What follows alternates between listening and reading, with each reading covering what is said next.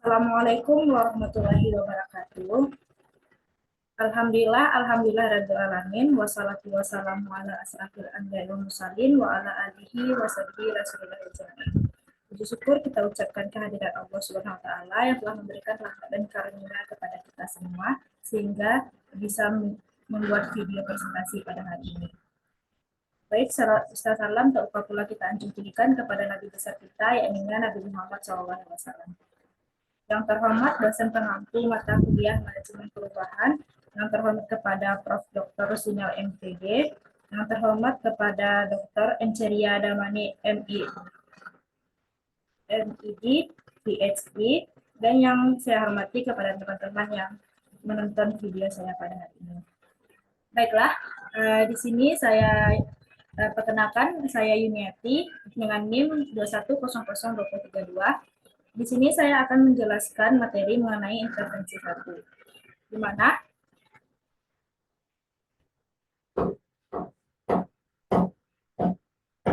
pembahasannya ada 4. Yang pertama, pengertian intervensi. Yang kedua, jenis-jenis intervensi. Yang ketiga, teknik-teknik intervensi. Yang keempat, pendekatan intervensi. Yang pertama yaitu pengertian intervensi. Menurut Atris tahun 1970, intervensi adalah proses memasuki sebuah relationship system yang sedang berjalan antara anggota organisasi, kelompok atau objek dengan tujuan untuk menolong mereka. Sarma tahun 2016 menyatakan bahwa istilah intervensi mengacu pada serangkaian tindakan atau peristiwa yang direncanakan dan diurutkan dengan maksud untuk membantu organisasi meningkatkan efektivitasnya. Jadi, intervensi secara umum dipahami sebagai upaya campur tangan negara lain terhadap suatu negara.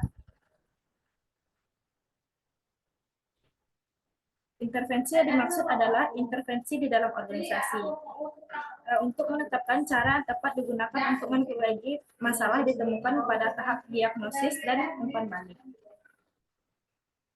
Yang kedua itu jenis-jenis intervensi. Ada beberapa jenis intervensi yang sangat perlu dalam pengembangan organisasi. Yang pertama, intervensi teknologi. Merupakan pendekatan yang dilakukan menggunakan teknologi. Yang kedua, intervensi sumber daya manusia. Merupakan pendekatan yang dilakukan melalui perubahan sistem manajemen kinerja dan pengembangan karir. Yang ketiga, yaitu intervensi peraturan. Merupakan pendekatan terhadap peraturan yang ada di organisasi untuk diperbarui karena berbagai pertimbangan, seperti sudah tidak relevan lagi karena perubahan zaman, dapat meningkatkan kinerja pegawai dan adanya strategi baru. Yang keempat itu intervensi struktural, merupakan pendekatan berkaitan dengan struktur di organisasi yang melihat juga pertimbangan jabatan. Selain itu, ada pendapat ahli yang menjadikan jenis intervensi teknologi dan intervensi struktural menjadi satu, yaitu intervensi teknologi struktural. Intervensi teknologi struktural adalah sebuah intervensi dalam pengembangan organisasi yang menggunakan pendekatan teknologi dan struktural dalam prosesnya. Yang kedua yaitu intervensi teknostruktural merupakan menekankan pada peningkatan efektivitas organisasi dan pengembangan sumber daya manusia, dilakukan oleh kombinasi antar perubahan teknologi dan struktur organisasi. Yang materi selanjutnya itu teknik-teknik intervensi. Yang pertama, team building, di mana team building merupakan suatu bentuk kegiatan yang digunakan untuk meningkatkan efektivitas dan kepuasan dari setiap individu pada saat bekerja dalam suatu kelompok kerja.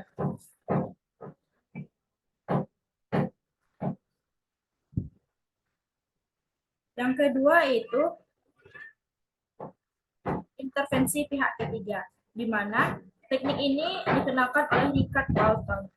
Teknik ini digunakan untuk mendiagnosis sebab-sebab terjadinya pertentangan, untuk mendiagnosis sebab-sebab terjadinya pertentangan dan usaha menyelesaikan pertentangan tersebut dengan bantuan pihak ketiga atau yang dikenal dengan istilah third party policy making.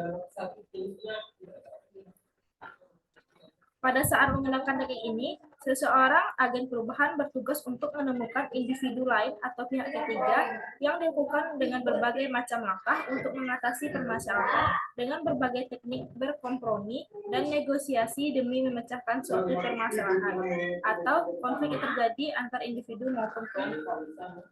Yang ketiga itu latihan KPKan atau sensitivity training, di mana latihan KPKan merupakan latihan dalam kelompok. Dalam teknik ini, yang dimaksud dengan KPKan adalah KPKan terhadap diri sendiri dan terhadap hubungan diri sendiri dengan orang lain.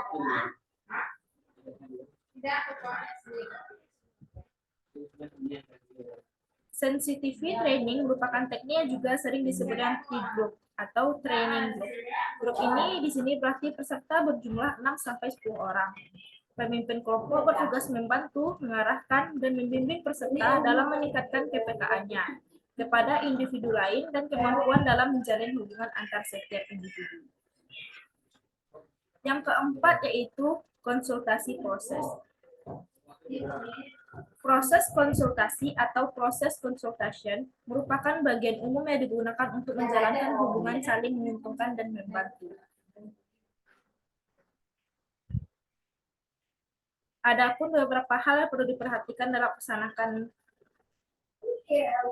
konsultasi proses adalah yang pertama, klien dan konsultan bersama-sama mendiagnosis masalah.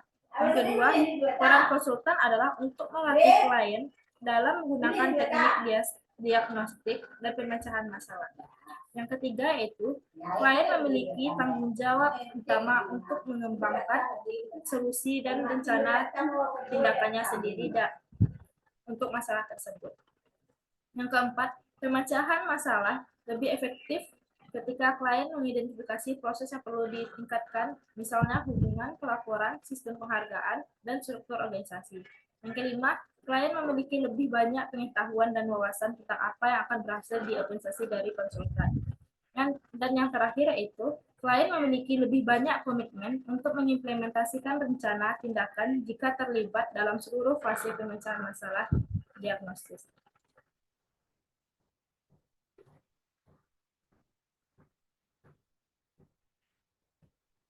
Selanjutnya itu pendekatan intervensi. Ada 5 fitur utama dari intervensi pengembangan organisasi yang dapat memperoleh proses pelembagaan. Yang pertama, tujuan spesifitas, melibatkan sampai di mana tujuan khusus dan tujuan umum serta intervensi. Yang kedua, menilai sejauh mana perubahan itu dapat diprogramkan dan sejauh mana karakteristik dari intervensi itu serta apa yang membedakannya. Yang ketiga, sesuaikan tingkat target. Yang keempat, bantuan internal. Yang kelima, berkaitan dengan keberadaan sponsor yang kuat mampu memulai, mengalokasikan, dan memvalidasi intervensi sumber daya. Di dalam pengembangan organisasi, ada 3 pendekatan dalam intervensi. Menurut Cummings dan Worley tahun 2008, yang pertama, intervensi struktural atau berfokus pada tingkat organisasinya. Meliputi restrukturisasi atau reorganisasi, seperti alasan ekonomi, proses komunikasi lancar dan pengawasan. Yang kedua, sistem imbalan baru seperti perilaku, fungsi, dan konsekuensi konvensional, serta imbalan atas dasar jam kerja diubah menjadi imbalan atau atas dasar kinerja.